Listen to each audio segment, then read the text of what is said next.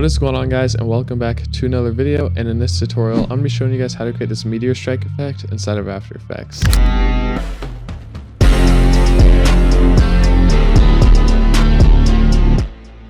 Now this effect has also been a very highly requested effect along with that transformer effect I did previously in one of my other videos. So that is what I'm going to be showing you guys exactly how to do in this video. Now this video might be a bit complicated to a newer person that's just learning After Effects for the first time, but if you already kind of understand After Effects already and you've watched a few of my other videos, then you should be able to follow along with this video pretty easily. And I'll try to break down most of my steps as best as possible so it's easy for you guys to follow along. But to get started with this effect, the first thing you want to do is go ahead and rotoscope out your car. So to do that, you want to go up here and select your rotor brush and then double click your layer, and it should open up into a new composition that you can view this layer in. So now we can just go ahead and select our car. All right, so now that I have my first frame selected, we can just go ahead and go frame by frame or kind of just skim through your footage here. And you just want to make sure the outline stays around the car for all these frames here. So as you can see, the rotor brush actually does a super good job, so I don't really have to do anything. So what I can do now is hit freeze, and this is just going to freeze our rotor brush. And once that is done, we can go ahead and close our layer, and now we're back inside of our main composition. And let's go ahead and duplicate our layer.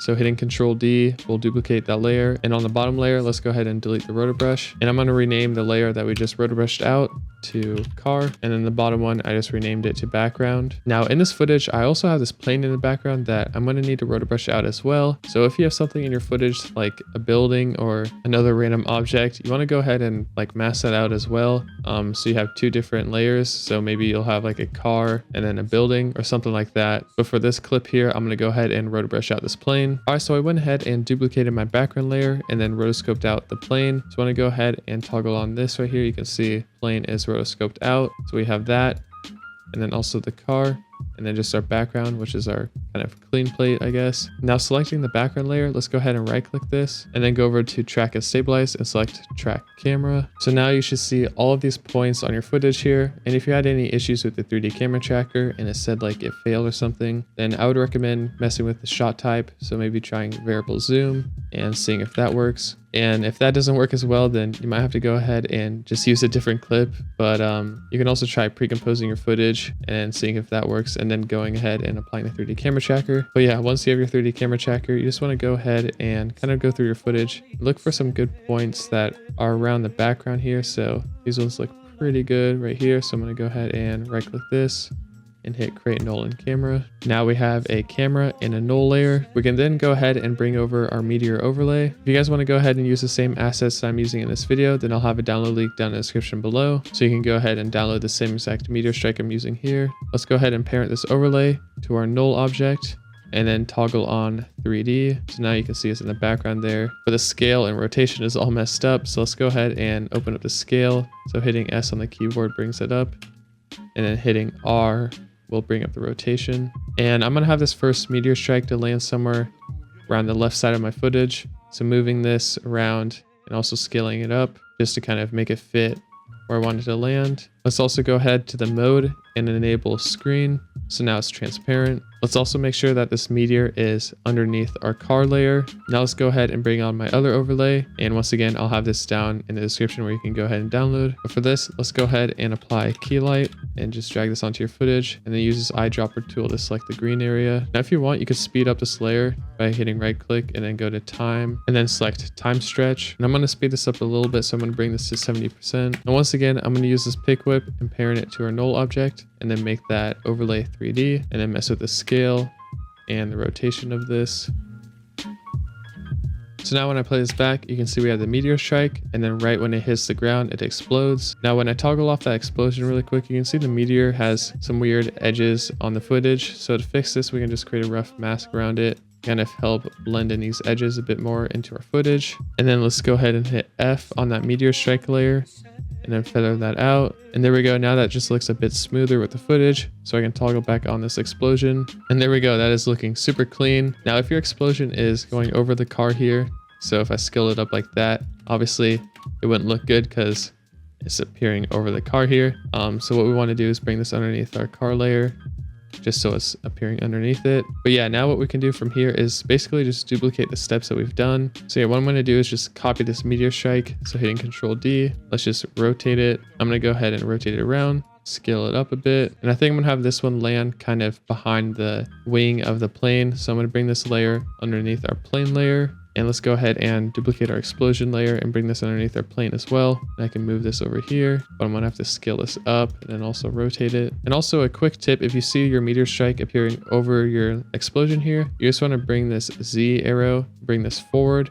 until it is appearing over that meteor. So as you can see right about here, it fixes that issue. You can also do that same thing for the meteor and move that back a little bit in the Z position. Now I'm going to go ahead and add one more meteor strike, and I'm going to have this one land maybe in front of the car to the right here. So I'm going to go ahead and copy pretty much the same steps that I've been doing for the past meteor strikes. But for this one, I want to actually scale this one up quite a bit because I wanted to land closer to the camera.